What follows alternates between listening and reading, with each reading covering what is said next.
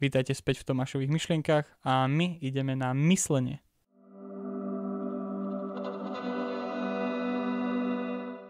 Každý jeden človek na Zemi má svoje unikátne a vlastné myslenie.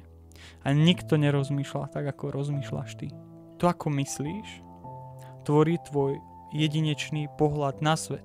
Dá sa povedať, že myseľ je prostriedok, cez ktorý prijímaš a vyhodnocuješ realitu okolo seba. Je svet, myseľ a potom si ty. A ty pomocou mysle filtruješ ten svet. Myseľ máš nejakým spôsobom naprogramovanú, nadstavenú a tak potom vyhodnocuješ aj svet okolo seba. Myseľ je ako dobrý sluha, ale zlý pán. Keď máš veľa myšlienok, ktoré nevieš spracovať, tak ťa pohltia do takej miery, že máš problém existovať. Máš problém žiť. Môžu vznikať depresie, úzkosti a tak ďalej, lebo si možno prijal nejaké myšlienky, ktoré si nemal prijať. Alebo si mal taký filter, cez ktorý si prijímal realitu, ktorý ťa úplne ide zničiť, deštrukčne. A to je veľmi dôležité vedieť nadstaviť tú myseľ tak, aby nebola seba deštrukčná. Ty vládni nad svojou mysľou a nie je myseľ nad tebou. Keď vieš správne používať myseľ ako prostriedok, tak ti pomôže k veľa veciam. Aj oheň vie urobiť brutálne škody. Zapáliť celé lesy proste. Zhoriť celá budova. Ale oheň je tiež dobrý. Vieš si na ňom urobiť jedlo, ktoré zješ. Vie ťa ohriať, aby si nezamrzol. Čiže toto isté je aj myseľ. Ako my s ňou zaobchádzame. Je to ako proste remeselnícka práca. Ako vieš používať svoju myseľ. To chce remeslo. Položte si otázku, že čím vy sami krmíte svoju myseľ a čomu dávate priestor rásť vo vašej hlave. Čo tam je? Aké myšlienky tam prevažne sú? Aké myšlienkové vzorce a štruktúry sú tam uložené? Je to veľmi krásne vidieť, že keď vám napríklad niekto niečo povie, ide o to, ako vy na to zareagujete vždycky. Tam sa krásne vidieť, že máte nejakú štruktúru myslenia a vy na ňu zareagujete typickým spôsobom, lebo vaša myseľ je tak nadstavená. Myseľ sa dá meniť. A jedna veľmi múdra kniha hovorí, že máme sa obnoviť premenou myslenia. Ty môžeš mať strašne veľa myšlienok v hlave, ale iba ty sám si musíš vedome vybrať, ktorým myšlienkam dáš priestor a ktorým nedáš priestor. Keď budeš nekontrolovateľne príjmať všetky myšlienky, ktoré ti prejdú hlavou, tak začneš byť v chaose. Začneš ubiehať u pozornosti. Čomu dávaš tú svoju pozornosť? Hej? Ktorej myšlienke dávaš pozornosť? A voľbu nakoniec. To, akú myšlienku si ty vyberieš, potom jej dáš pozornosť a z tej pozornosti je nakoniec čin. Príde ti na myšlienka a teraz je na tebe, do akej miery ty tú myšlienku budeš rozvíjať ďalej. Ďalšia myšlienka, ďalšia, až nakoniec sa z toho stane čin. Čiže z jednej myšlienky vieš urobiť skutok. Ale nie každá myšlienka, ktorú máš v hlave, je dobrá. Len preto, že ti napadne, že niekoho zabiješ, neznamená, že ho zabiješ. Ale keď začneš uvažovať nad tým, že aha, to by bolo dobré, aha, to by som urobil takto, aha, to by sa takto dalo zakryť, aha, to by bolo úplne... Zrazu naplánuješ vraždu a niekoho zabiješ. Prečo? Lebo si tej myšlienke dal priestor. A prečo si jej dal priestor? Lebo si sa pre tú myšlienku rozhodol. Nikto iný sa za teba nerozhodol, iba ty si sa rozhodol, že to urobíš. A ty keď nevieš, čo je dobré alebo čo je zlé, ktorá myšlienka je dobrá alebo ktorá myšlienka je zlá, ty potom nevieš, čo robiť, ani nevieš, ako to urobiť. Preto my máme vyhodnocovať to, aké myšlienky púšťame k sebe. Aké myšlienky dáš väčšiu a väčšiu pozornosť. Keď budem krmiť zlé myšlienky, tak sa stavte, že to so mnou nedopadne dobre. Ani s vami to nedopadne dobre. Preto je veľmi dobré rozlišovať dobré myšlienky od zlých myšlienok. Počas celého života.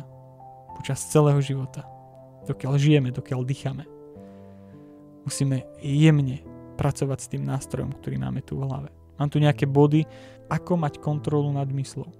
Vedome pristupovať k prítomnosti, k tvojim myšlienkam. Premýšľaj nad tým, nad čím premýšľaš. A analyzuj to, prečo nad tým premýšľaš. Prečo premýšľaš nad nejakou myšlienkou, ktorá je možno že zlá. A čo ťa k tomu vedie, že tak dlho premýšľaš nad tou myšlienkou? Prečo? Ty netrál príliš veľa času napríklad nad budúcnosťou. Namiesto toho, aby si niečo urobil, tak ty napríklad stále si v nejakej predstave. Máš tam vybudovaný už neviem aký myšlienkový svet. Vonkajší vplyv sú podnety, stereotypy, instantné dopamíny a rozptýlenia pomocou prostredia. Príklad, ty keď vieš, že pôjdeš ja neviem, niekde do školy, kde vieš, že tam sa budú hrať furt len na mobile, tak stav sa, že aj ty sa začneš hrať na mobile. Pokiaľ vedome si nedáš pozor, že OK, oni sa idú hrať na mobile, OK, a ja idem robiť niečo iné. Idem sa učiť, alebo idem čítať niečo, hej, alebo idem pracovať na niečo. To je proste len na nás, ten výber. Musíme si dávať pozor na to, čím krmíme tú svoju myseľ všeobecne. A my musíme byť veľmi opatrní a pozorní, čo púšťame, hej? Aj čo z nás vychádza z tých myšlienok. Ktorej myšlienke dám priestor? A musíš venovať tomu čas. Je to vedomá selekcia myšlienok. Vybereš myšlienku, odstrániš myšlienku. Vedomá selekcia myšlienok.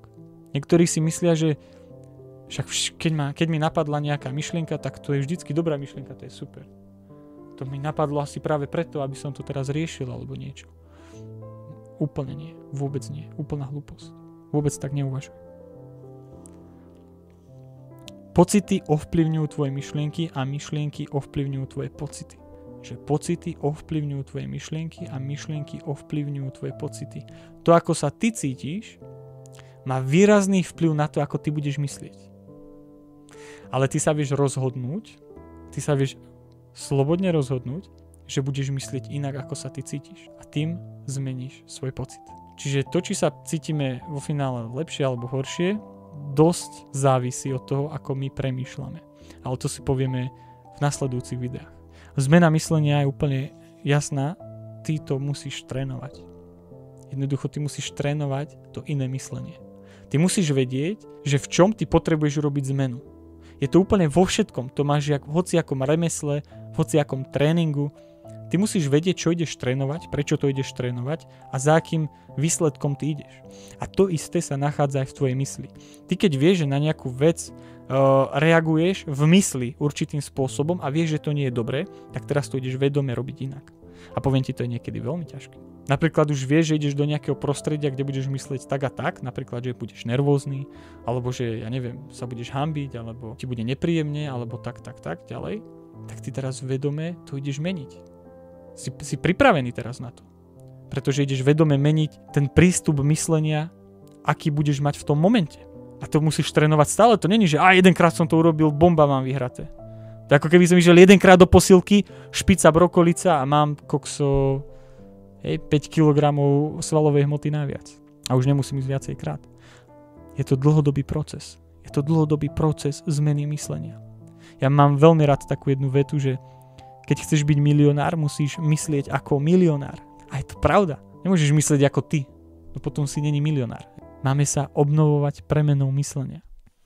Ako teraz si možno povieš, že dobre, ale ako viem, čo mám zmeniť? Potrebuješ určité poznanie jednoznačne na to, ako sa vieš zmeniť k niečomu, čo nepoznáš. Takže určite na to potrebuješ to čas. Potrebuješ na to tú sebareflexiu tej mysle, že ju proste sleduješ, že si k tomu vyhradíš čas. Aj to je veľmi dôležité, že vedieť to v tom momente vyhodnotiť, respektíve si to priznať a vyhodnotiť to, že toto som robil zle. OK, tak to idem urobiť inak. V krátkosti poviem ešte jednu vec, to je tvorba a vnímanie reality, podľa čoho formujeme naše myšlienky a vnímanie seba samého a sveta naokolo. Podľa čoho formujeme naše vnímanie reality, seba samého a sveta naokolo. Podľa čoho to formujeme? Ja som to rozdelil do takých 3 bodov. To je prostredie, prax a geneticko-duchovný faktor. Tak prostredie je úplne jasné. Kde sa narodíš, tak tam už začneš prijímať podoby reality druhých ľudí. Čo to znamená? Že ty keď sa narodíš do nejakej rodiny, tak tvoji rodičia majú nejaký systém, nejaké vzorce myslenia. A ty ich začneš postupne preberať. Keď vidíš ich reakcie, tak ty ich začneš privlastňovať si. A tak ďalej, a tak ďalej. Keď si v škole, tak zase máš nejaké vzorce myslenia. Tak ako napríklad myslia tvoji spolužiaci, tak ako myslí nejaká spoločnosť, tak ako myslí proste nejaký národ a tak ďalej a tak ďalej. Čiže my preberáme tie vzorce myslenia. My si to neuvedomujeme, ale my ich tak preberáme. Lebo všetci naokolo sa tak chováme, respektíve všetci naokolo sa tak chovajú, tak aj my sa tak začneme chovať. A to je tá vec. My to preberáme a niekedy možno, že preberáme nesprávne tie vzorce myslenia. A preto to treba prehodnotiť. Všetko, čo nasávaš a príjmaš, vedome či nevedome, lepí sa to na teba. Skúsenosti s prostredím, v ktorom sa nachádzaš. Druhé máme prax. Vlastné získané overené poznania a skúsenosti pomocou našich aplikovaných činov. OK. Prax. Čo to znamená? Že ty už máš nejakú vlastnú overenú skúsenosť skrze nejaké poznanie, príjmeš nejakú informáciu a skôr ako príjmeš za svoj si ju overíš. Čiže už tam je nejaká prax. Že ty sám si overíš, že aha, niekto ti povie, oheň páli. Fakt oheň páli? No, idem sa vyskúšať. A popálí ťa. Hej? Tak to je prax. Že si to overil sám. A posledný, tretí bod, geneticko-duchovný faktor. Je to otlačok našich rodičov, starých rodičov, praprarodičov, ktorý či chceš alebo nie nejakým spôsobom nadobúdaš. Ešte skôr ako sa narodíš, tak už to nejakým spôsobom nadobúdaš. Hej. Už keď si proste bol v lone matky, tak proste tvoja matka niečo prežívala. A môže to mať dopad na tvoj život. Takže niektoré veci nevieme úplne ovplyvniť v tomto, ale vieme ich zase neskôr ovplyvňovať. Keď nadobudneš poznanie, ktoré začneš aplikovať, uvedieš do činnosti.